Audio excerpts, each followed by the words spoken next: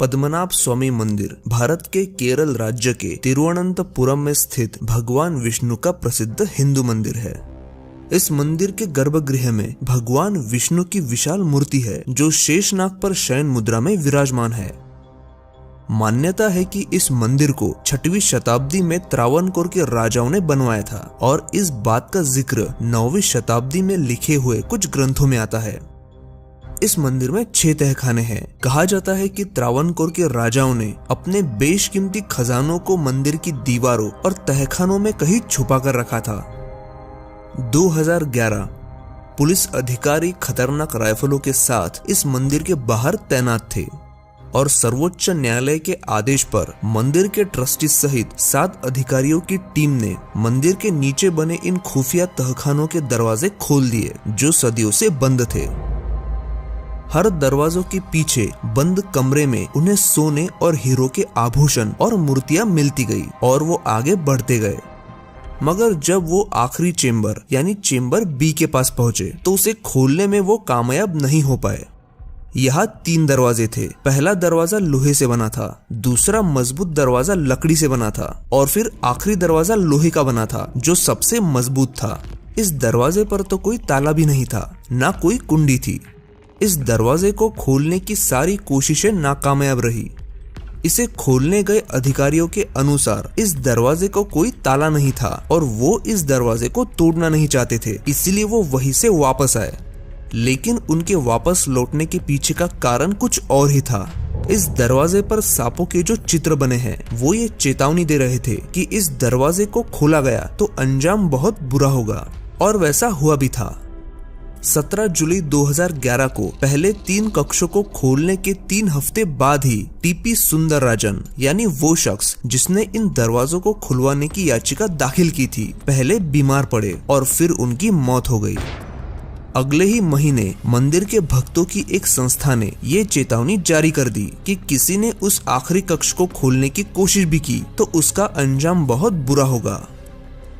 कहा जाता है कि इस आखिरी दरवाजे को एक मंत्र से बंद किया गया है जिसे अष्टनाग बंध मंत्र कहा जाता है, और ये मंत्र क्या है ये कोई नहीं जानता और कोई ये भी नहीं जानता कि उस तहखाने में क्या रखा है।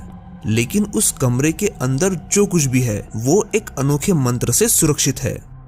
कहा जाता है कि अगर कोई भी उस कमरे में जाने की कोशिश करता है तो उसके साथ कुछ बुरा जरूर होता है और उसकी जान भी जा सकती है, और ऐसा कुछ लोगों के साथ हुआ भी। इसीलिए उस तहखाने को खोलने का निर्णय सुप्रीम कोर्ट को बदलना पड़ा।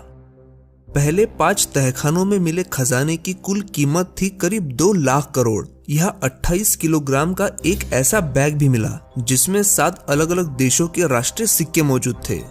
इसके बाद केरल हाईकोर्ट के 2 पूर्व जजों समेत 8 लोगों का पैनल बनाया गया जिन्होंने मंदिर के तहखाने से मिले खजाने की गिनती की, जिसमें 3 साल का समय लगा था। कहा जाता है कि जमीन के अंदर जो धन होता है उस पे सर्पों का अधिपत्य होता है, इसीलिए मंत्रोच्चार करके 2018 में फिर से उस दरवाजे को खोलने की कोशिशें शुरू हुई थी। वैदिक साधना करने वाले कई साधुओं ने इसे खोलने की कोशिश की, लेकिन इसे कोई खोल नहीं सका। तो उसके बाद ये दावा किया गया कि अगर कोई तपस्वी जो भगवान विष्णु का परम भक्त होगा वो इस दरवाजे के पास गरुड़ मंत्र पढ़े तो दरवाजा खुल सकता है। 26 दिसंबर 2004 को केरल, तमिलनाडु और अंडमान निकोबार समेत कई इलाके समंदर की चपेट में आए थे, लेकिन तिरुवनंतपुरम के पद्मनाभ स्वामी मंदिर को समंदर की लहरें छू भी नहीं पाई थी, और वो भी तब जब ये शहर समंदर के किनारे पर है और समंदर से मंदिर की दूरी महज 3 किलोमीटर है। त्रावणकोर राज परिवार की माने तो इस दरवाजे को खोलते ही महाप्रलय आ सकता है, इसीलिए इस परिवार सहित इस शहर के लोग उस तहखाने को खोलने के विरोध में हैं। ये भी कहा जाता है कि उस तहखाने के अंदर बेहद खतरनाक हथियार रखे हुए हैं। महाभारत जैसे धर्म ग्रंथ में भी इस बात की चर्चा है कि देवताओं के पास एक से एक विनाशकारी प्राचीन हथियार थे।